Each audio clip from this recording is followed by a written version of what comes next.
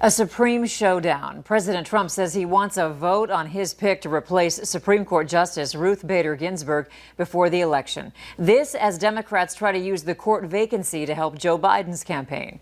Mary Maloney's in Washington with the latest on the political battle impacting the presidential election.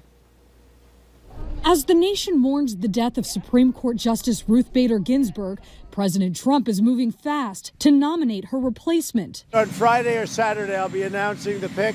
The late jurist and equal rights icon will lie in repose at the Supreme Court on Wednesday and Thursday. We should wait till the services are over for Justice Ginsburg, and then the work begins.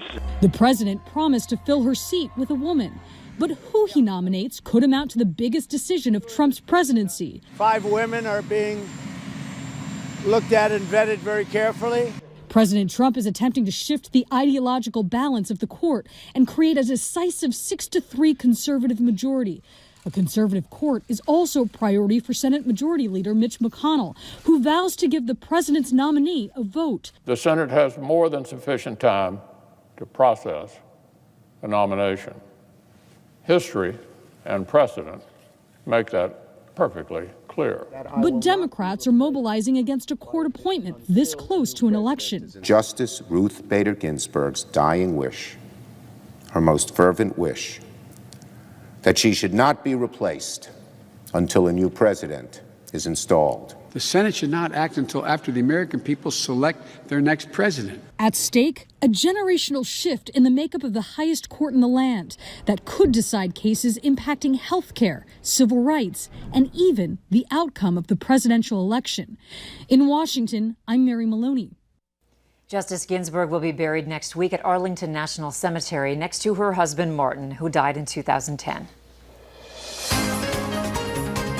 The world's largest retailer has announced a series of green goals. Walmart is pledging to eliminate emissions from its global operations and trucks. As their CEO states, we face a growing crisis of climate change and nature loss, and we all need to take action with urgency. Walmart also plans to power 100% of its facilities with green power, such as wind and solar energy by 2035, and restore or protect at least 50 million acres of land and 1 million square acres of ocean in the next decade. Peacock is going to be available in a lot more homes. NBC Universal has reached a deal to get its streaming platform onto Roku. Distribution had been a stumbling block for Peacock since its launch in July, when NBC Universal couldn't reach agreements with Roku or Amazon's Fire TV. The Roku platform reaches households with an estimated 100 million people. There's a new tool in the battle against coronavirus, Pine Sol. The EPA has approved Pine Sol Original Cleaner as a product that can kill coronavirus on frequently used surfaces. The Clorox company says a third-party laboratory tested Pine Sol and found it can kill the virus within 10 minutes of being used on hard surfaces. They suggest you apply with a clean sponge or cloth, wait 10 minutes, then rinse.